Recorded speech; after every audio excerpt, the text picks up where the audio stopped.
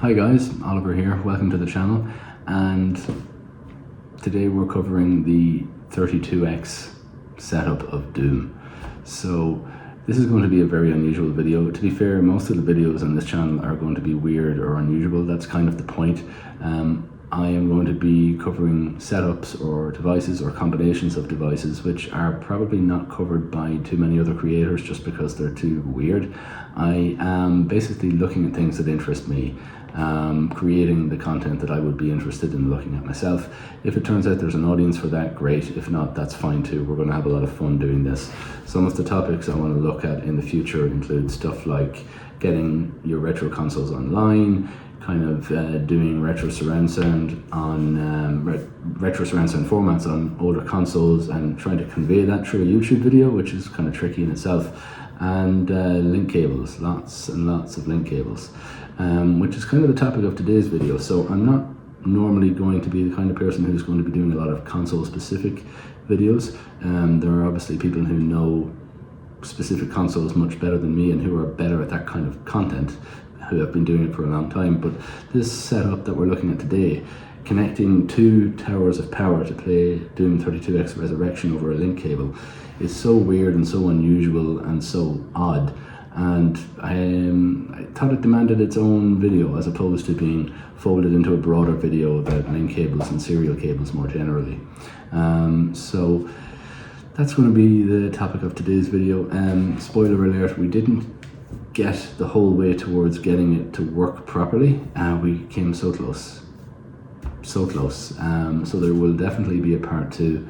I'm hoping that some of you guys will reach out and offer your advice and suggestions as to how we could troubleshoot our way out of this. And yeah, so I'm going to throw to the video I recorded earlier on, and I think you guys will enjoy it a lot, and I'll see you guys afterwards. Thanks. So what we're looking at today is the Sega zero tolerance link cable as it pertains to a Doom 32X Ressurection setup. It's a unique, unconventional setup, and yeah, look, I'm really interested in seeing how it works. So yeah, so first of all, what are link cables? Well, I'm going to be doing a video on that across all sorts of consoles. That'll be its own project at some point this year. But broadly speaking, link cable is a technology that console gamers used in the late 80s through the late 90s, early 2000s, before the original Xbox kind of popularized LAN gaming. So this is before, for the most part, the period where online gaming is brought into the forefront with consoles like the Dreamcast and the original Xbox, and to a lesser extent, I suppose, the PlayStation 2. But what we're talking about here is a proprietary cable that will provide direct connections between two consoles of the same type. So for example, if you have two PlayStation 2 consoles and two TVs and two copies of the same game, you can run a cable like this between the first console and the second console, and that console is going to share information between player 1 and player 2. So even though they have their own separate televisions and they don't have to share a screen over split screen, they're still in a shared game state, so to speak. It's a very cool technology. It wasn't hugely popular for the simple fact of the expense of having a second console, a second copy of the game, a second TV. So this was not a technology which was a platform seller by any stretch of the imagination. Most Sega consoles have about a half dozen games each which were compatible. The Mega Drive, which is what we're going to talk about here, has 2 games, and for years it only had 1. PlayStation took the ball and ran with it to a much greater extent. There are large game libraries of PlayStation 1 and PlayStation 2 games that use link cable technology. TurboGrafx and PC Engine had a couple of games on their handhelds, and then Xbox came along, and then at that point we're talking about the era of LAN compatible games before you have online multiplayer completely destroying local co-op and couch co-op and LAN parties. Although LAN parties still go on, but so that's what we're talking about here. So what kind of technology is, or what information is being sent between the consoles via this cable? It's not a video cable, just to be clear. So it's not just another video or an audio cable. It's not as though this cable is going to be sending AV information between these two consoles. It's going to be, sharing scores, sharing environment states, that kind of thing, so that two players sync up properly. It's really difficult to scientifically measure how much data is being shared through this cable because, as you can see, it has a proprietary connector on the end of it. And I don't really know where to find patent information for this or detailed technical specs on this cable.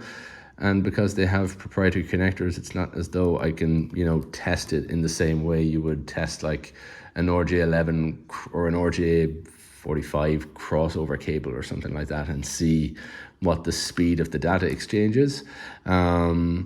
So, based on the size of the ROMs being single figure megabytes, I think it's likely, based on the era that we're talking about and the equivalent functions that local area networks were used for in this period, I think it's likely that you're probably measuring the amount of information being exchanged via these cables as a couple of megabytes at most, probably measured in kilobytes even.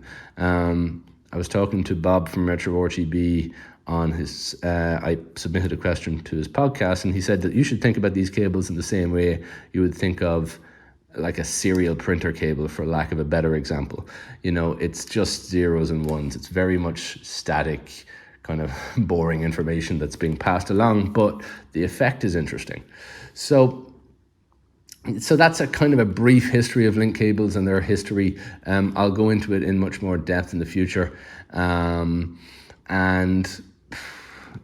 So that's the high-level overview of the link cables and what they do. Why we're focusing on this one in particular is because the Sega Mega Drive here was one of the first, if not the first, home console that ever used this kind of technology. Nintendo had their link cables, which they used with their Game Boy line of portables, but this kind of thing wasn't available on the NES or the SNES on the Nintendo 64. It was available on the GameCube to an extent through its broadband connector, but at that point you're talking about LAN networks. And then the Wii had a single game that could be played over a LAN network with a second Wii. I think that may have actually been a homebrew. And by the time you are talking about the Wii U and the Switch, you're really talking about more of online gaming era. So when we're talking about the history of link cables on home consoles, the Mega Drive and the Genesis is the place to start, I think. The problem is that you get an incredibly shitty return on your investment with the Genesis and the Mega Drive in terms of what you have to put into it to get this to work versus what you get out of it, which is why I'm just doing this for a video, and I would not recommend that anybody else do this ever. In terms of the games, there was only one game on the entire Genesis/Mega Drive library which could use this link cable originally, and that was a game called Zero Tolerance. In fact, I think this cable was actually known as the Zero Tolerance link cable because famously it only worked with that one game. More recently, I can't remember the name of the modder who did this, but I'll put his name in the description.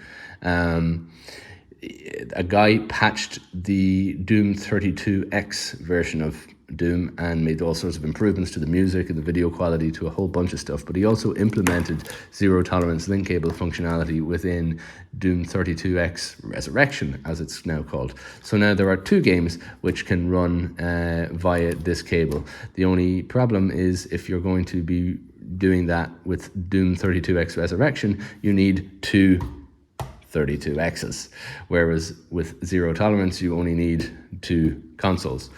Now, you may have heard a lot about the fact that Doom 32X Resurrection is a thing.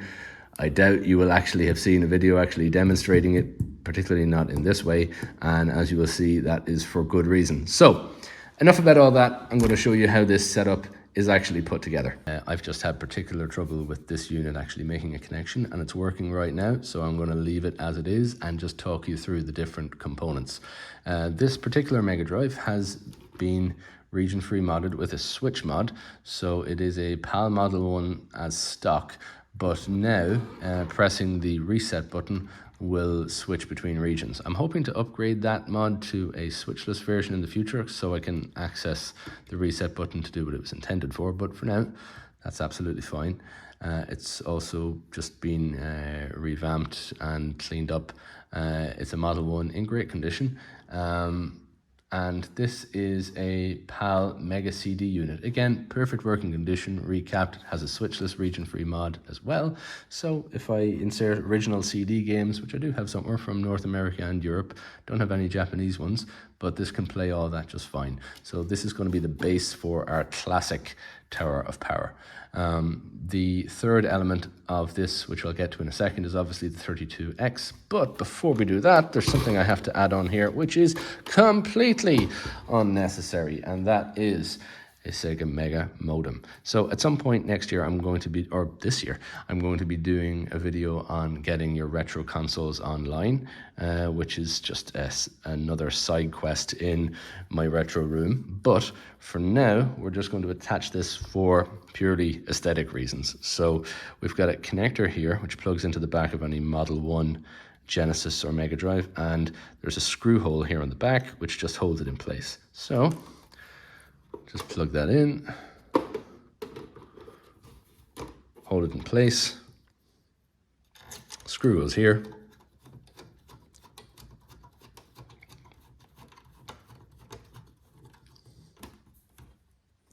and that's done. And at the other end, there is the RJ11 analog phone line, which will be unused for now.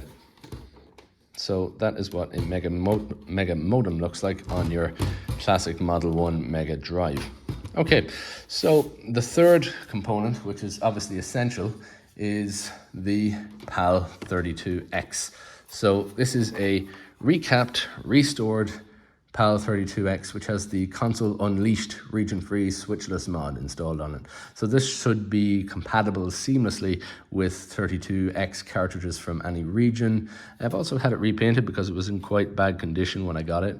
And unfortunately, the original typography was sanded off. So what you're looking here at is effectively a logo, which is a scan of the original logo, which was made into this custom sticker and then placed back over the area where the original logo was. So that's why the coloring looks a little bit off, because obviously the scan was taken before the repainting was done. So it doesn't quite match the rest of the unit. But to be honest, I'm pretty happy with it. I would rather have the rest of the 32X looking brand new than having the logo look perfect. I'm going to look into getting this redone at some point, but for now, I'm really happy with it. So what we have, in summary, is a fully recapped, fully region-free, classic 32X Tower of Power setup. So insert that here. This is a Model 1 Mega Drive, so there's no risers or no adapters of any kind needed. The 32X just slots straight.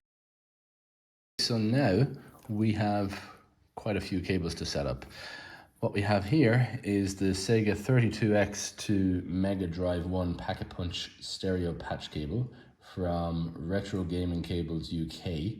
And what this is a combined stereo patch cable and patch cable to connect the AV out from your Mega Drive to the AV in on your 32X.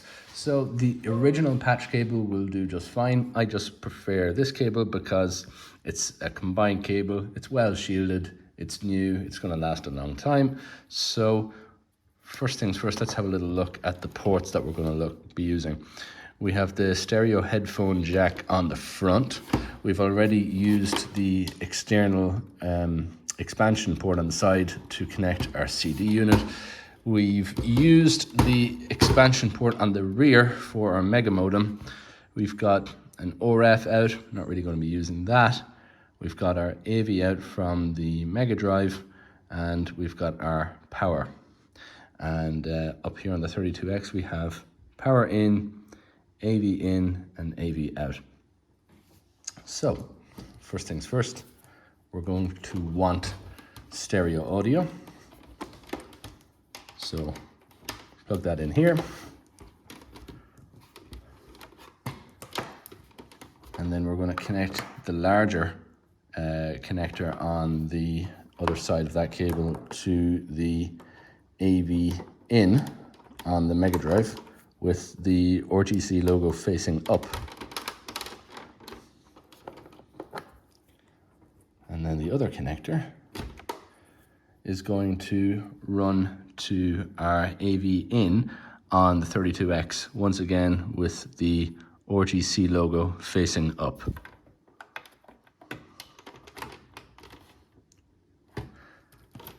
And that's the first cable. Nice, clean, simple.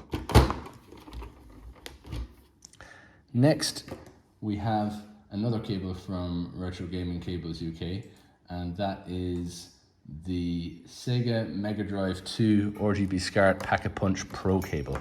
This is just a high quality SCART shielded cable designed for the Mega Drive Model 2 or the Genesis Model 2.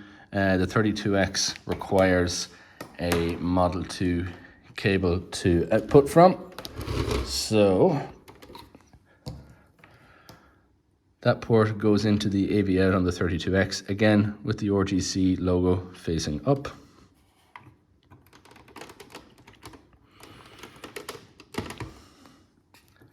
And the SCART end can go into our CRT or our upscaler or our SCART switch, depending on what we're going to use it for. So right now we have all our AV cables connected, and I want to just highlight that off camera I had to reinsert the AV cables with the 32X, and that is going to be one of the main issues that we have with this setup. The 32X, particularly if it hasn't been fully recapped and restored, and even if it has been recapped and restored, is not the most reliable console in the world, in the sense that if you get all this set up and the video signal isn't being sent or the connections are not being made, it is fairly likely that you need to reset the 32X itself in the Genesis or the Mega Drive, reset the cartridge in the 32X.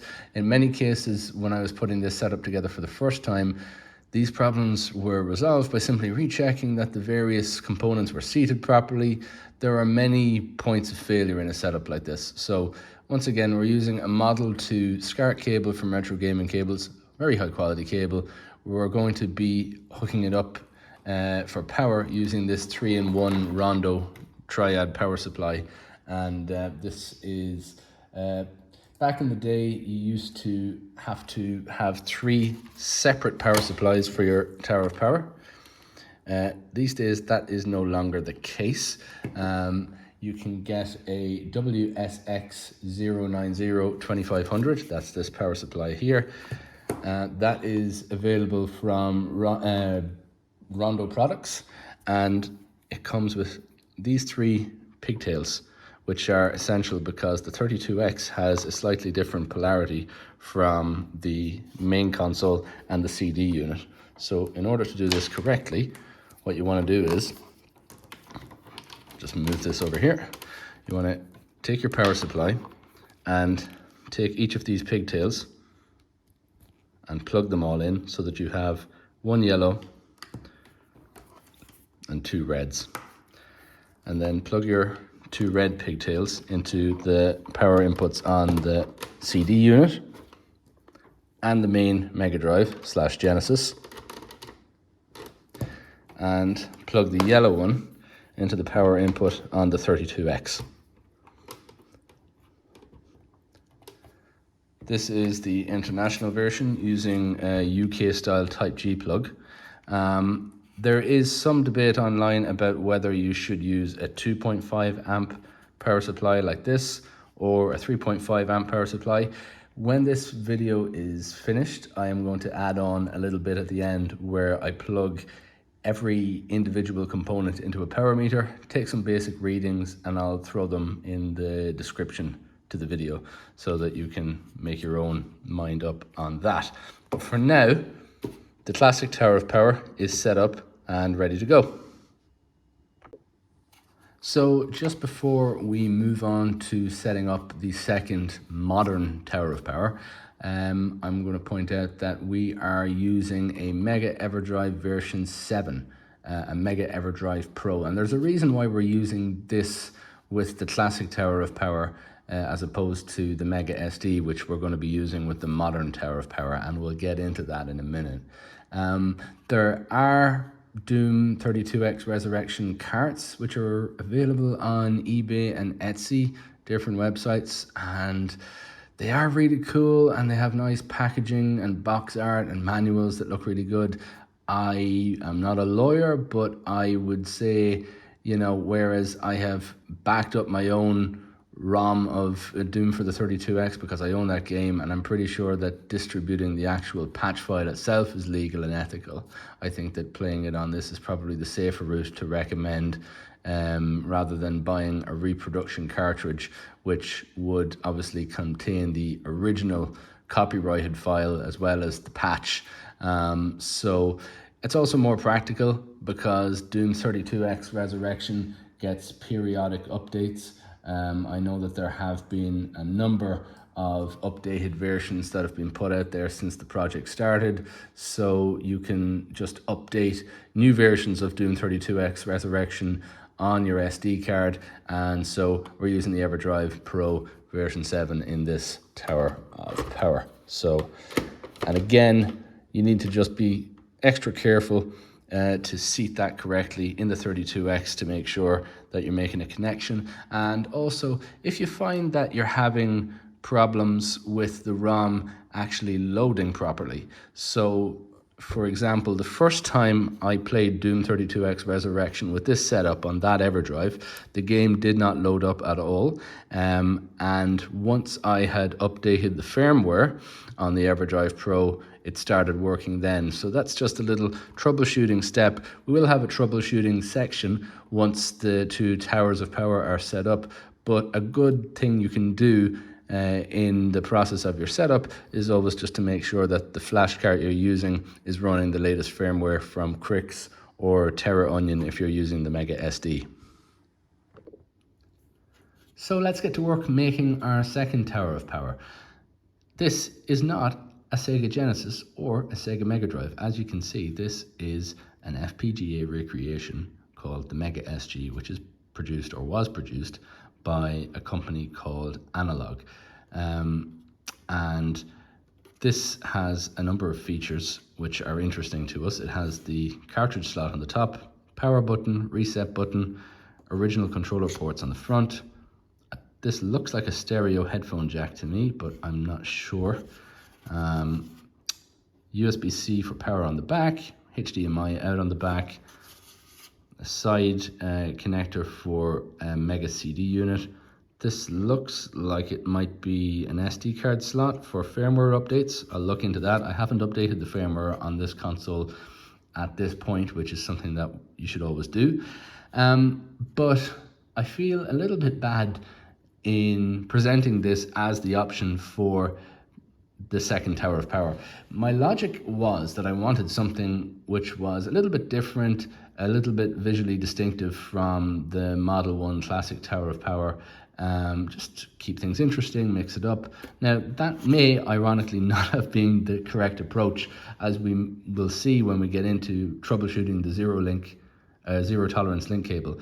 It may actually be the correct approach to get two identical towers of power from the same region with the exact same components to actually simplify things.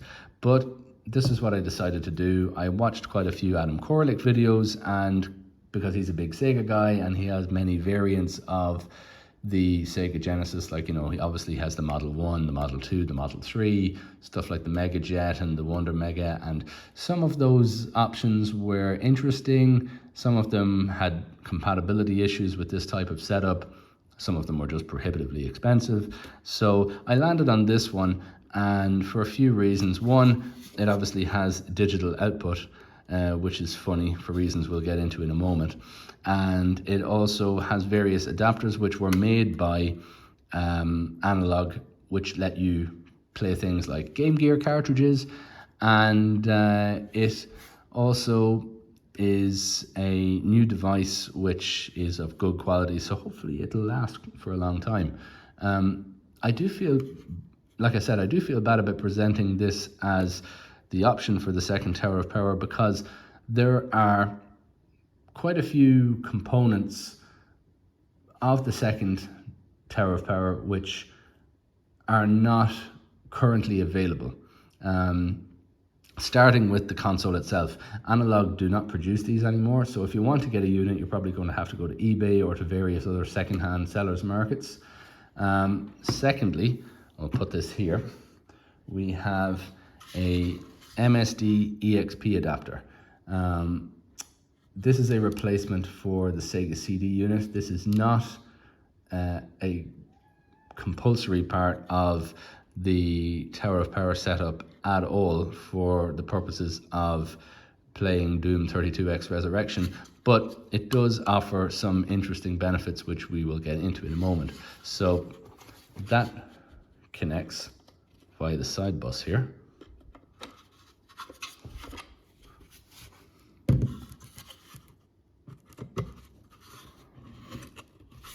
It's a snug fit. Right. The Analogue Mega SG comes with a little spacer mat which you can put under here, because I don't know if you can see on the camera, it doesn't line up quite right. The adapter is slightly lower than the main unit, so it creates a little bend in the connection here. So what you do is you pop that spacer mat under the main unit, and the MSDEXP is actually light enough that it just stays like that, and it doesn't have its own separate power connector or another cable to connect it to the console. That's it. So once again, the MSDEXP, which takes the place of the Sega CD unit, is something which is currently out of production. Based on the manufacturer's website, I don't think they're ever going to produce another run of these, so major shout out to Technohead on the Retro RGB Discord, who sold this to me for a very good price. Thank you so much. It's not strictly a part of the setup for Doom 32X Ressurection, but it is very cool, because if you have a Mega SD cartridge from Terra Onion, you can pop that in the top, or you can pop it in the side port, and now you can play Sega 32X CD games without taking apart your whole Tower of Power to do so. So you can leave the 32X connected here, play your 32X CD games only via a Mega SD and the MSDEXP. So that's a very unique feature of this particular setup. More on that in a moment. And now here's another 32X. So this one is an NTSC 32X, which I imported, and I've also had it repainted. Similarly, the logo was unfortunately sanded off and replaced by a sticker. I actually think this one doesn't look as noticeable as the PAL version with regard to the off-color sticker, but that's fine. It also has a Console Unleashed region-free mod installed, so effectively what we have here are two region-free 32Xs. We don't need a patch cable to output audio from the headphone jack on this version, because we're going to be using HDMI to output audio and video from the Mega SG. There is a slight complication in that regard, which we'll get into in a moment. This is a special riser which is made by Greg from Laser Bear Industries. This is made specifically to connect a Mega SG to the 32X. So that slots in like so. And then the 32X slots on top. Press down until you have made a firm connection, and here is your modern Tower of Power 32X MSDEXP Analogue Mega SG. So if you have been paying close attention this whole time, you will perhaps have spotted the obvious problem. The Analogue Mega SG outputs a digital signal only. It outputs via HDMI. However, we have to find a way to output video via the 32X. So we have to connect this to this somehow. How do we do that? How do we square that circle? Well, here's what we use. This is the Analogue DAC. Now, I'm not going to get into a detailed explanation of what this is and how it works. I would recommend you check out Retro RGB's video on this device, but basically this is a device that lets you take a digital output from a console produced by Analogue, mainly the Mega SG and I believe also the Super NT, which is their FPGA recreation of a Super Nintendo. HDMI comes out of the console, comes in here, and ordinarily you would use these analog outputs to connect this console to a CRT television. That's not quite what we're going to do here, but that's the basic idea. So we take our HDMI cable, we plug one end into the Mega SG, and we plug the other end into the HDMI port on the Analogue DAC.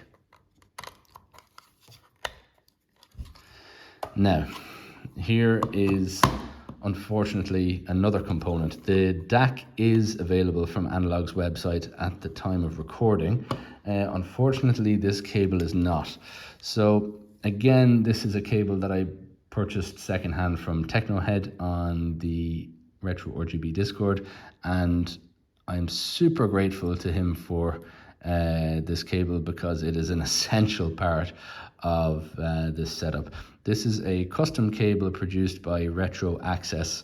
I don't know if they're making them currently, but if you contact reputable cable manufacturers in the retro scene, it's possible that you might be able to get a cable like this custom made. This is a DAC to 32X custom cable. So instead of connecting our DAC to a CRT, we're going to use this cable to connect our DAC to the 32X. So we have a port here, connects to the back of the DAC.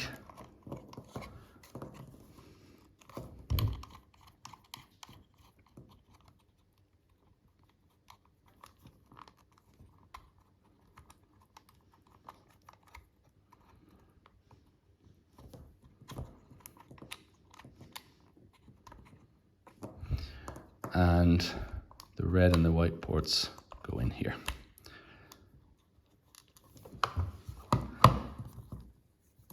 And then again with the logo facing upwards, so 3 pins, 4 and then 2, that goes into the AV input port on the back of our 32X.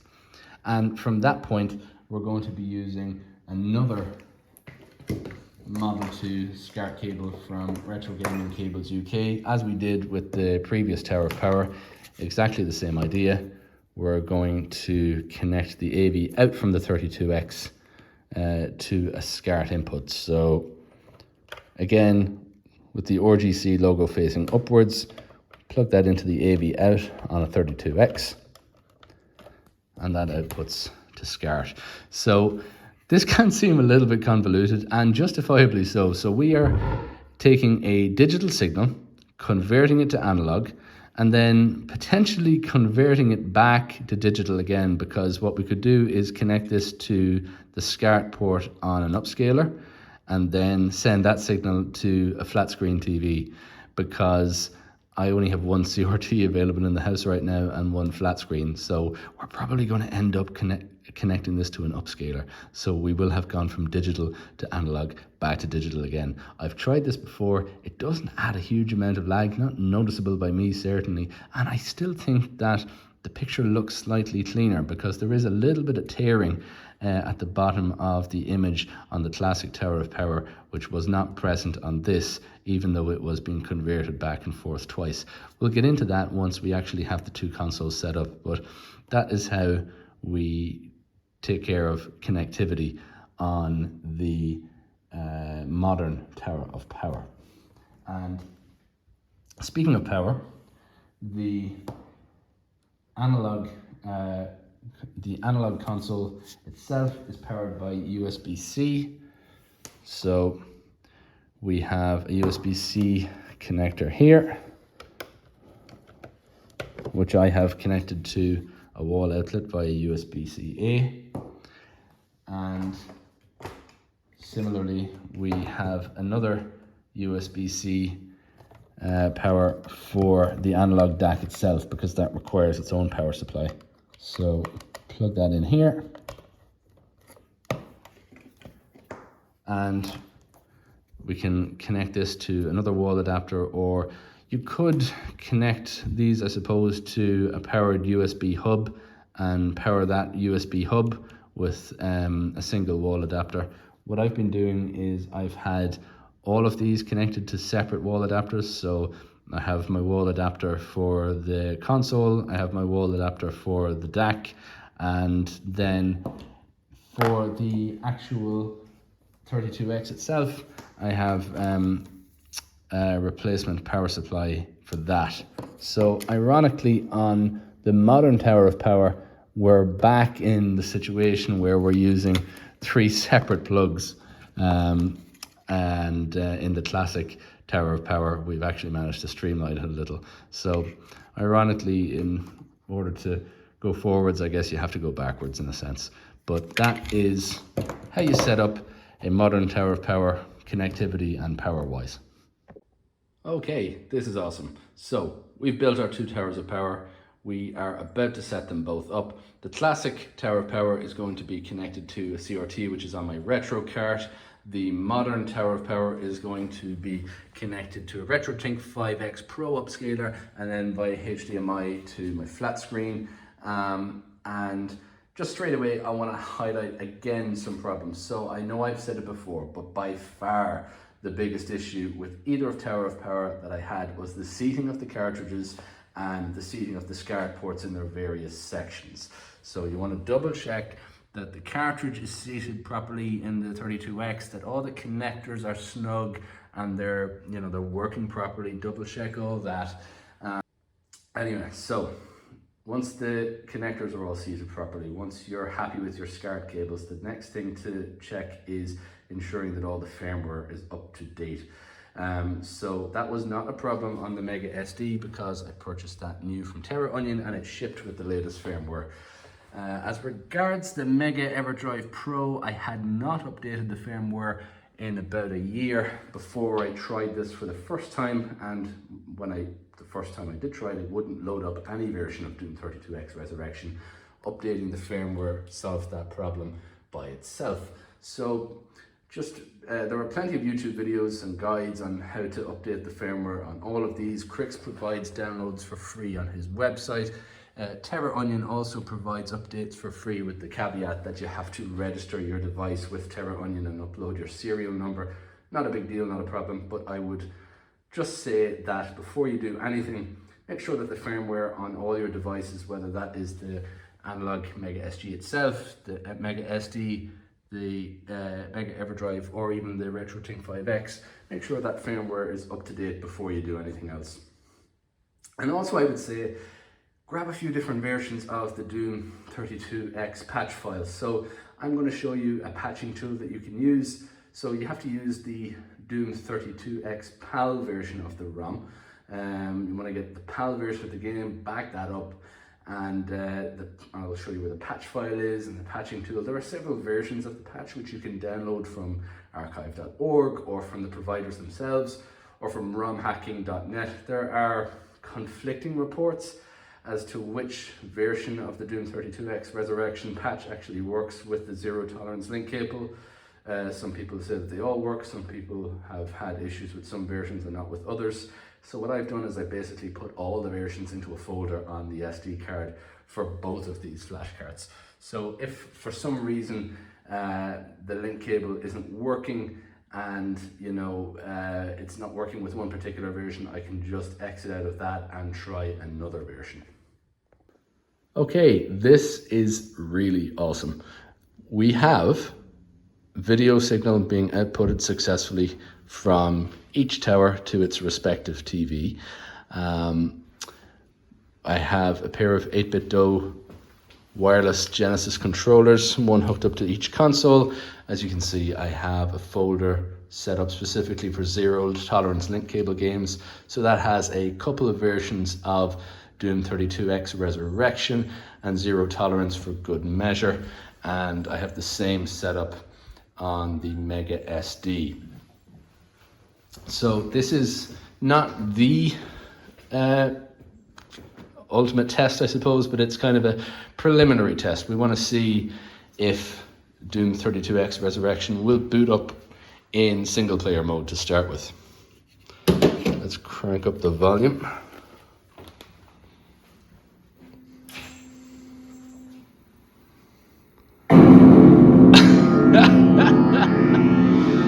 That is awesome. That looks so cool. Looks really nice via RGB SCART on a European CRT. Let's have a look.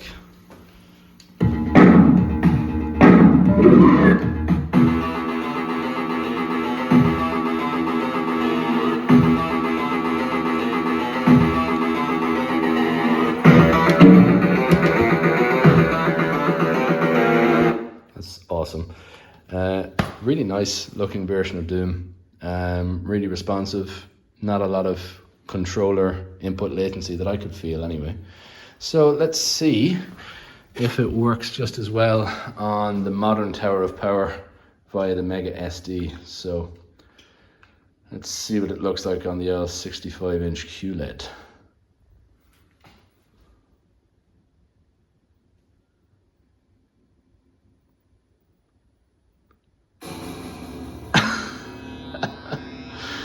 Oh my goodness, that looks awesome. That looks fantastic.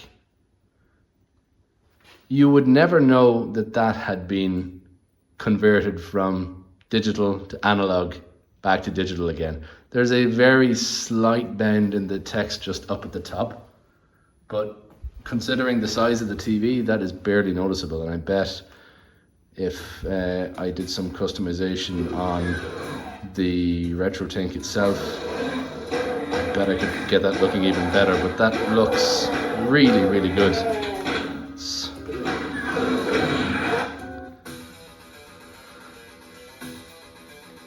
really responsive as well, considering all the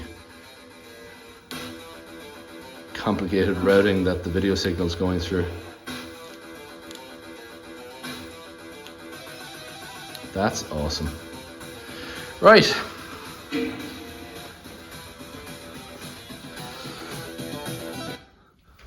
So now that that's done, the ultimate test, I suppose, will be linking the two cables with a zero tolerance link cable. Now this is as far as I was able to get the last time. Wasn't able to get the two consoles to make a connection. I have a few working theories on why that might be. I have some new tricks up my sleeve, and hopefully by the end of this video we're going to start the troubleshooting section now. Hopefully by the end of this video we will have a solution. So this is where we enter the troubleshooting section of the video. So I've switched off the audio on the CRT to spare you guys the audio latency, but here's what happens if I try to enter multiplayer mode. New game, multiplayer, doesn't matter what area, and it's attempting to connect using the zero tolerance cable. Right now, no buttons will have any effect apart from pressing the start button to abort. So the only option I have is to select new game, multiplayer, and wait for player 2 to join in. I have the zero tolerance link cable connecting the two consoles. So if I take my other controller and select new game, multiplayer, and now it is waiting for the other player to join. And that's where we're stuck. So neither player will recognize each other under the current setup.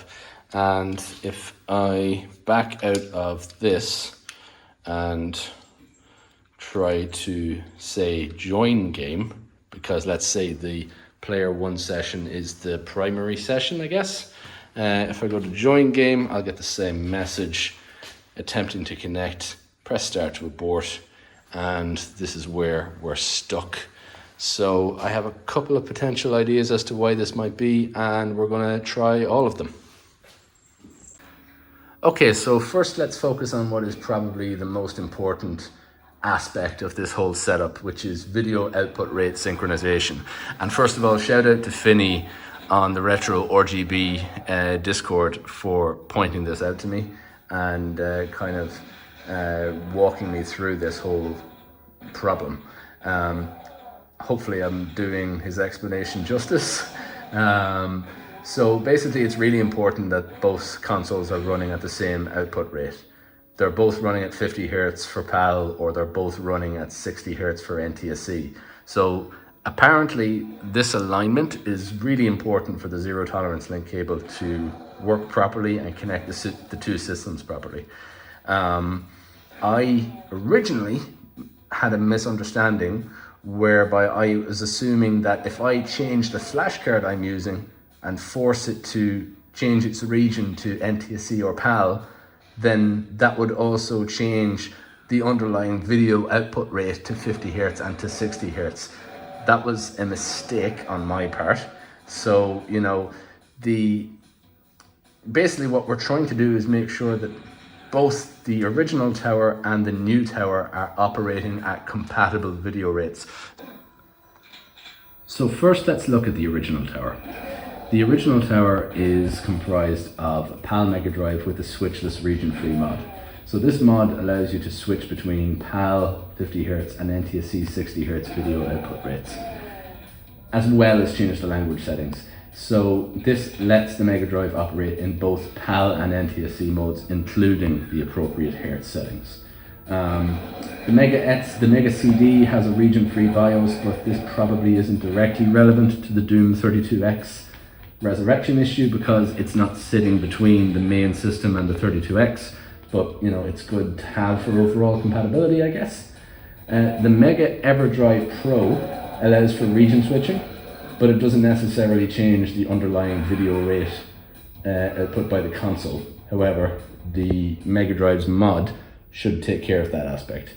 As for Doom 32X Ressurection itself, the patch is applied to the PAL version of that ROM. It can't be done with the NTSC version, but when you apply the patch, that results in a region-free ROM. And given that the console setup can switch between 50 and 60 Hertz, I don't think that the ROM itself is the issue. And then finally we have the PAL 32X. So this mod in the 32X is crucial. It's the switchless console unleashed region mod, and that allows the 32X to automatically sync to the Mega Drive's video rate. So that's designed to work in harmony with the Mega Drive's switchless region mod. And so both the Mega Drive and the 32X should be operating at the same Hertz rate. So given this setup, I should, in theory, be able to run Doom 32X Ressurection effectively, assuming the Mega Drive and the 32X are both properly synced in terms of region and Hertz rate. So that should be okay. We'll come back to that. So next, let's look at the modern Tower of Power. Now this is pretty sophisticated and should theoretically support both 50 Hertz and 60 Hertz.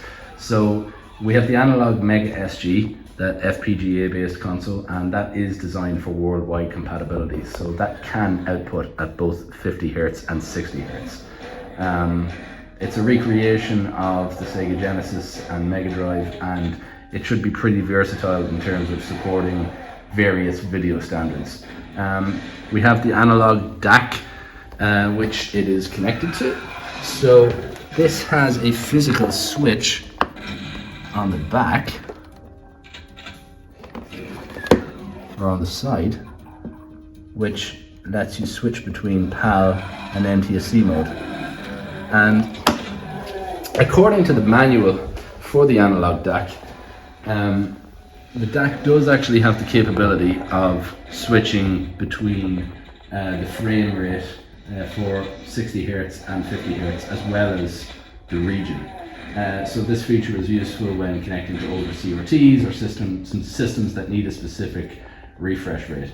The switch also changes the color encoding, which is more important for composite and S video, I guess. But the point is that DAC can change both the region and the video output rate. Then the connection to the NTSC 32X. So again, this is also equipped with the Console Unleashed mod, the same mod that was installed on this 32X. So that 32X should be able to sync with the video output of the Mega SG via the DAC. That mod allows the 32X to auto sync with an attached Mega Drive, or in this case an attached Mega SG. So that should accommodate the switchable output rates from the DAC. The 32X then is outputting to a RetroTink 5X Pro. That's Mike Shee's upscaler that's capable of handling both 50 Hz and 60 Hz signals. So that's a versatile piece of equipment again. High quality upscaler, should be able to accommodate both 50 Hz and 60 Hz. And then finally, it's outputting to a QLED TV. So modern QLED TVs like this 65-inch model are designed to handle a wide range of input signals, both 50 Hz and 60 Hz. We have the RetroTink 5X Pro in the setup, which upscales the signal to a more modern format like HDMI. So this means that the output from the Mega SG, whether it's set to 50 or 60 Hz, should display correctly on this TV.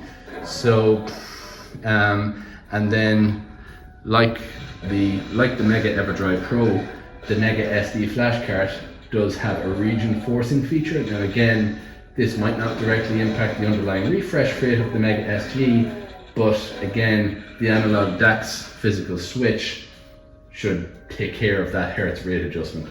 And again, it's using the same version of the Doom 32X Ressurection ROM. So that ROM is region free after the patch has been applied. So it should be compatible with both setups, regardless of the region settings.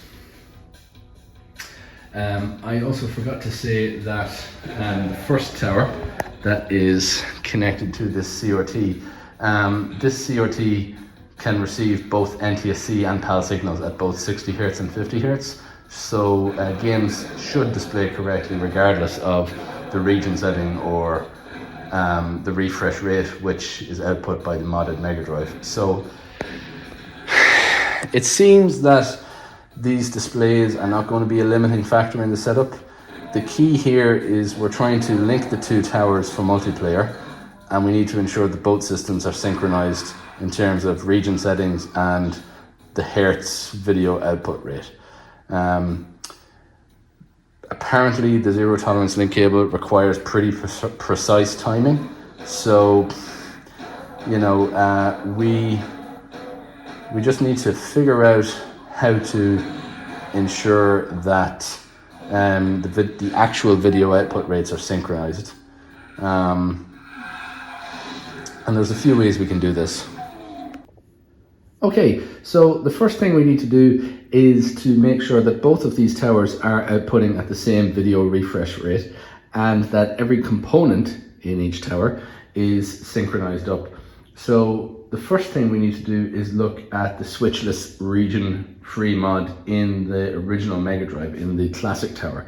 So if we hold down the reset button, we can cycle through regions, and when we get to the red LED, it should be set to NTSC. So let's try that. So right now it's orange. So let's hold that down and still set to orange. Okay.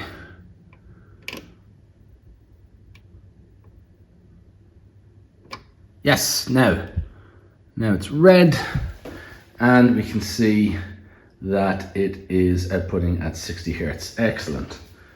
Okay, now let's check in at the modern Tower of Power. So let's turn that on. The only physical change we should need to make is to make sure that the DAC is set to NTSC mode, which it is. So it's toggled to N. Back at the original tower, we can go into the zero tolerance folder on the Mega EverDrive Pro and select the Doom 32X Ressurection ROM. This set region isn't strictly relevant, I suppose, but we can just ensure that it's set to USA just to make sure that everything's lined up. And over on the modern tower in the Mega SD, there's actually an options menu where we can scroll down to region fix, and it is already set to force US. So, you know, that's not strictly relevant, but everything is set to the NTSC region and to output at 60 Hertz. And just before we go back to Doom 32X Ressurection, I am going to test both flashcards with both setups using a known NTSC game which I have on both flashcards. So that's Addons USA, and I'm just going to run through it really quickly and see if it boots up and plays correctly without any noticeable speed, sound or display issues. So that should be a good indicator that it's actually running in 60 Hertz mode.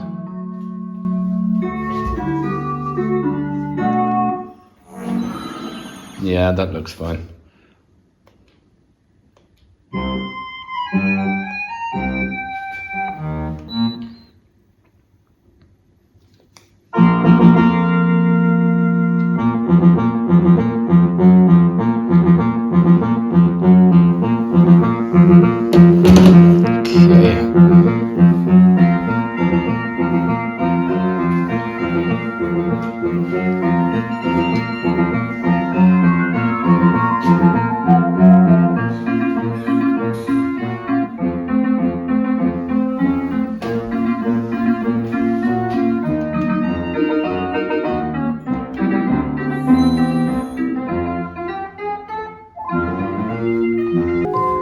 Okay, so even though both consoles appear to be synced up, we're still not getting a successful zero tolerance cable connection. So I'm going to try and cycle through the video output rates on the original on the fly and see if that does anything.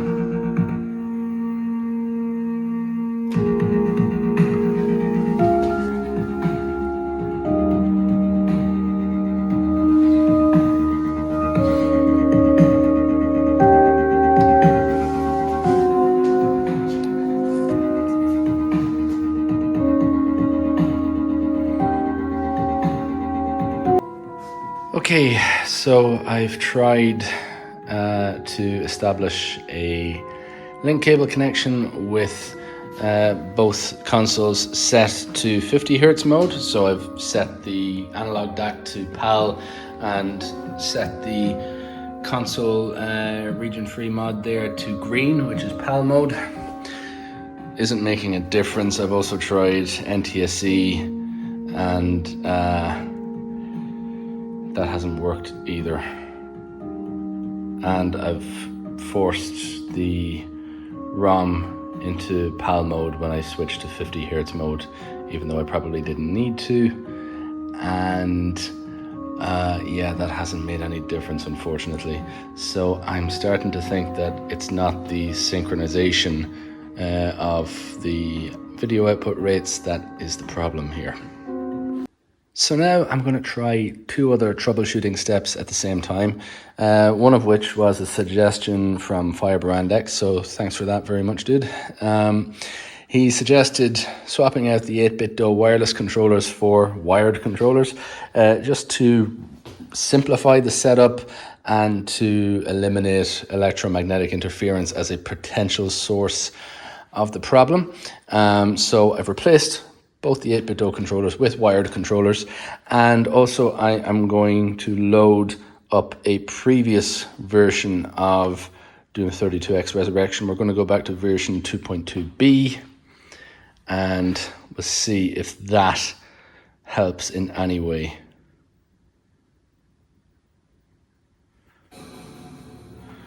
Okay, so let's try and start a session. New game, multiplayer, select the area. Okay, so player one is attempting to connect and I'm going to try and join in. Okay, so we're still not getting any recognition there. I'm going to back out and try to see what happens if I just go new multiplayer as opposed to join. Okay, so that's still not making a connection. So we've eliminated wireless controllers as a potential problem, and we have tried it with two different versions of Doom 32X Ressurection, 2.2b and the more recent 3.1. Okay, so we're trying a different approach. I've removed both 32X units. I don't think there's a problem as such with the 32X units because the video and audio signals are being sent to the TV perfectly, as you saw, and single player mode works just fine. But let's just try and isolate the problem, simplify the setup, test some basic compatibility, and just simplify the signal route a little bit. Maybe there's some unforeseen interaction. Maybe the Mega SG is listed as being compatible with the Zero Link cable, and it's also listed as being compatible with the 32X, but it's not listed as being compatible with both at the same time. So let's simplify things a little bit. So we've taken out the 32X, we've gotten a Model 1 SCART cable, popped it into the Mega Drive. Mega EverDrive is going directly into the console now. We've completely eliminated the RetroTink and the 32X, and it's just a straight HDMI run from the Mega SG, and the Mega SD is directly inserted. So let's just try and see if zero tolerance will load up under these conditions. So let's boot it up and see what happens. So start game, and let's do the same thing on the Mega SG.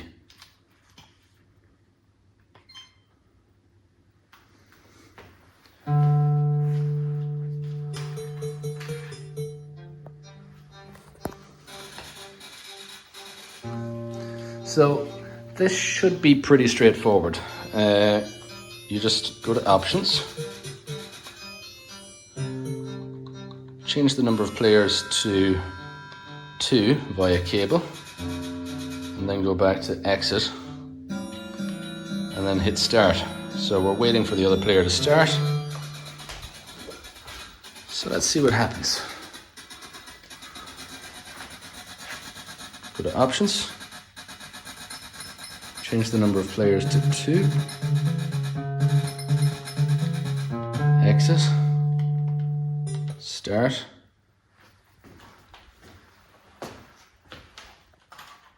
And this should be the end of the matter. You shouldn't need to press any buttons. They should just recognize each other and the game should boot up within seconds. Interesting. Okay, so the 32X may not be the issue. So I think what this suggests is that either the Mega SG is the issue or the actual link cable itself is a dud. If the link cable itself is a dud, that wouldn't be the worst thing in the world because I do have a backup cable. I would be surprised if the Mega SG was the problem because it is linked as being zero tolerance compatible. So yeah, that would suck. Now I have an NTSC Model 2 Genesis, and if this cable can connect my PAL setup over here to an NTSC Model 2, then that would suggest that the Mega SG is the problem, either because it's fundamentally incompatible or because it needs a firmware update. Okay, so first things first, I have this was a zero tolerance cable which I got on eBay a few years ago, so perhaps it's a dud. I have a Mr. Addons zero tolerance link cable which I bought a week ago, so I'm going to swap that out for this cable, and retry this setup again, see if that works. And if that still doesn't work, then I'm thinking the Mega SG needs a firmware update. Okay, so I've replaced the eBay zero tolerance link cable with the Mr. Addons zero tolerance link cable, and I am going to boot up zero tolerance in multiplayer mode again and see if this works. So options, players 2 via cable, exit, start, waiting for the other player to join, and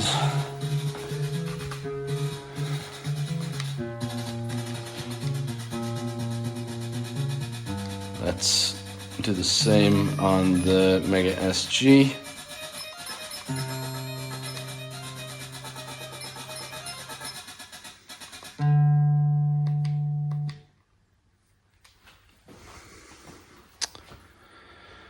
Okay, right, so it definitely wasn't a problem with the zero tolerance link cable. So that suggests to me that the Mega SG probably needs a firmware update, because I could imagine that the Doom 32X Ressurection setup is so obscure that Analogue would not make their system compatible with both the 32X and the link cable, but it is specifically advertised as being link cable compatible, and the only other game you would use this with is zero tolerance. So if this is not working, then I think we need to update the firmware on the Mega SG. Okay, so I've downloaded the latest firmware from Analogue's website, put it onto the root of this SD card. It should be as simple as inserting the SD card into the slot on the side here, powering the system on, and then the firmware update should just take automatically, but we'll see how it goes.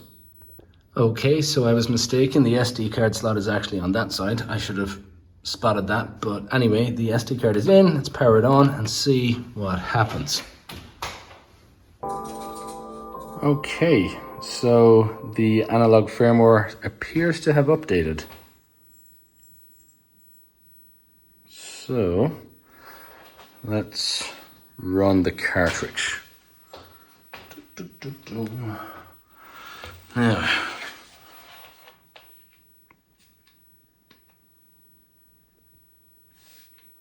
okay, so we've updated the firmware on the Mega SG. So now let's see what happens if we try and boot up zero tolerance again.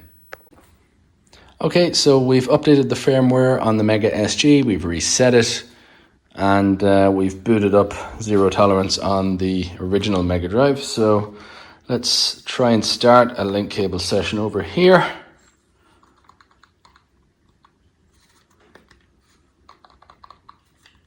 Exit, start. So we're waiting for the Mega SG to join in.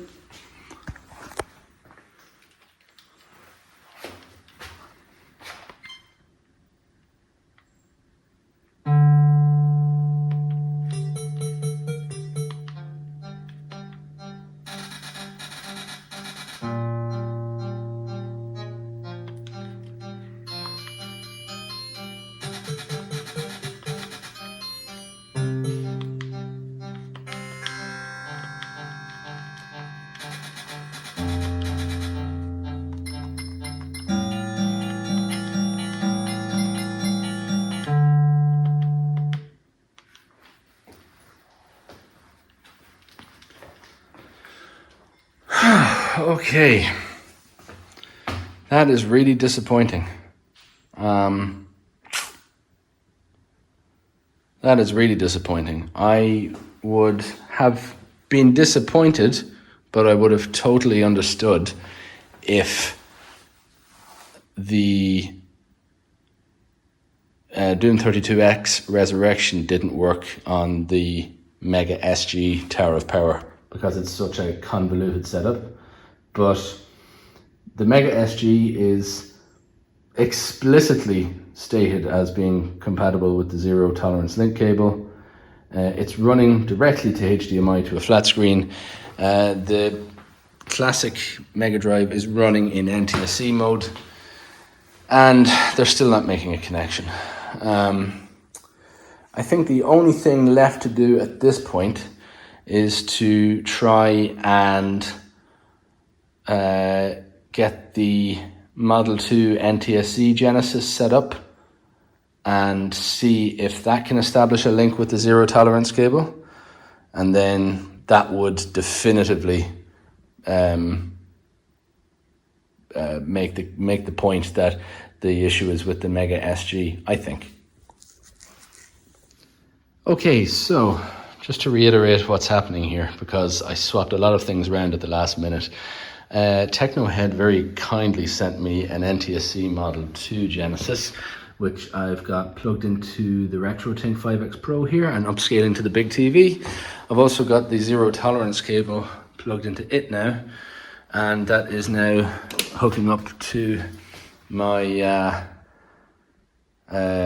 region-free modded PAL system over here.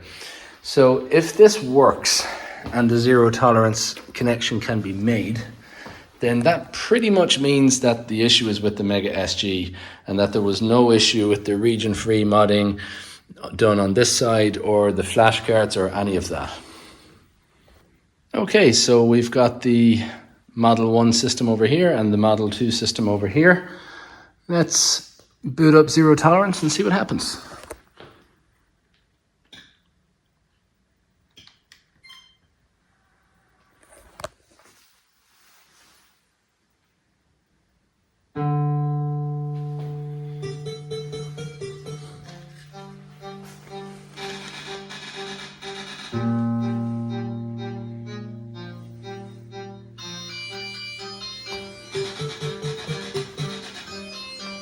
Okay.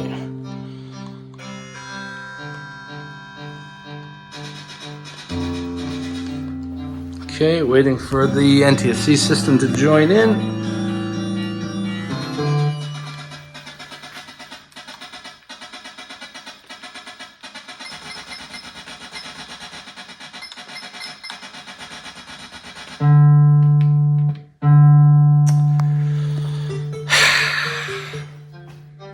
Okay.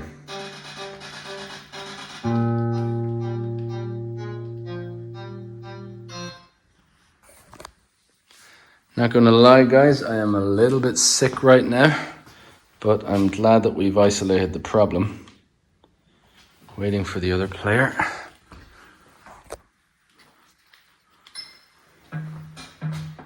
Okay.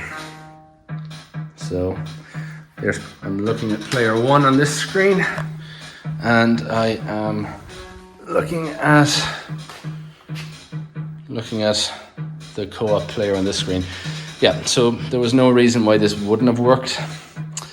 So it looks like it's something to do with the Mega SG. That's very disappointing. So I'm gonna hook up the 32X to the Model 2 Genesis over here and see if we can get Doom 32X Ressurection working on this system. Okay, so this is our very last bit of testing of the night. And so we've already established that zero tolerance works with the two original consoles via that link cable. So now we have the NTSC Model 2 hooked up to a 32X and the Mega SD, and we have our original Tower of Power reset up once again. So let's boot up Doom 32X Ressurection and see what happens.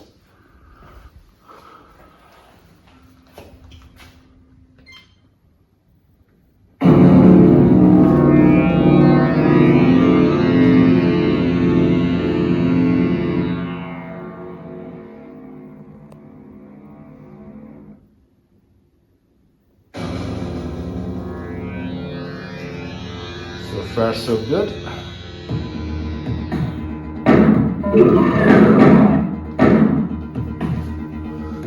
Okay, player 1 is waiting for player 2.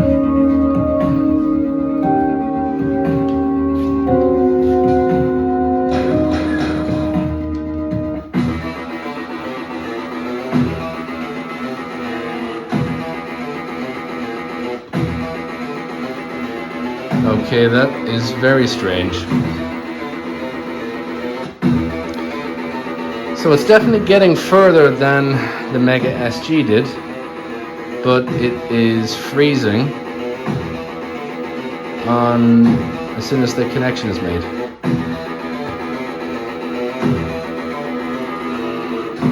That being said though, there is definitely some communication happening between the two consoles via this cable, because the audio has just synced up on both TVs.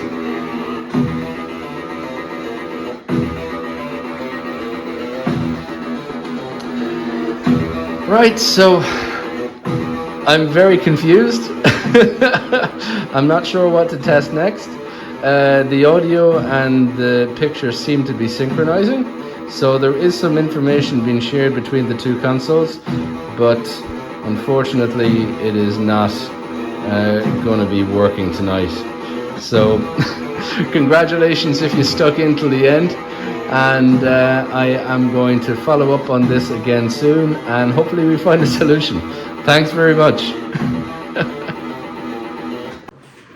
Okay, so it's the next day and I have some final thoughts. So just to sum up, we tried to establish a multiplayer zero tolerance link style connection between two towers of power, a classic Model 1 style on the one hand and a modern tower of power based around the Analogue Mega SG, and the session was essentially stuck waiting for the other player to join on both sides, and I did not find a solution to that. So just to summarize what happened, so tested both towers to make sure they were operating at the same video output frequency. The connection attempts were not successful despite that.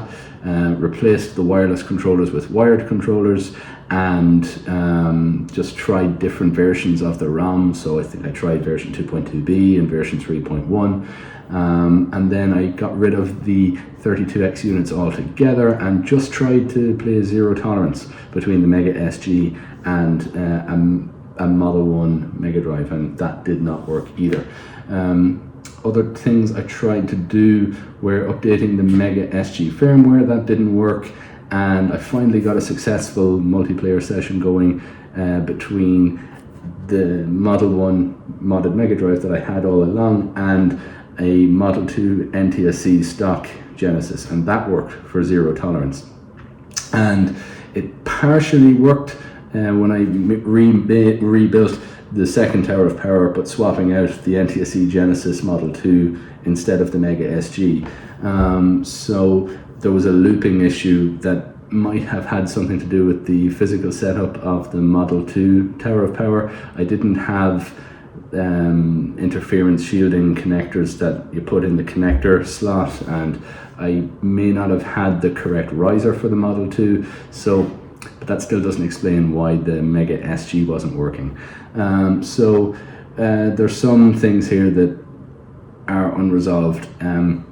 It's a little bit disappointing because the Mega SG is advertised as being compatible with the zero tolerance link cable, and I have seen some people online who say that they got it working, and it's also listed as being compatible with the 32X. So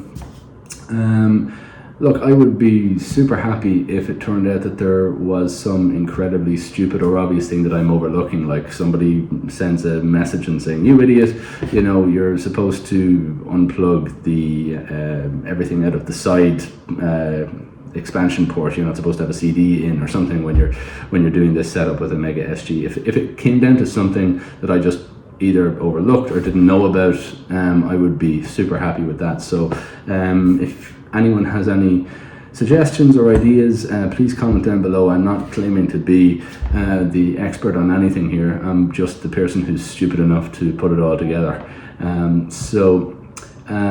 That is it. I am definitely going to post a part 2 if and when we get a solution for this problem, and in the part 2 I will post the power meter readings that I promised earlier on. So thanks very much if you made it to the end, and I'll talk soon. Thanks.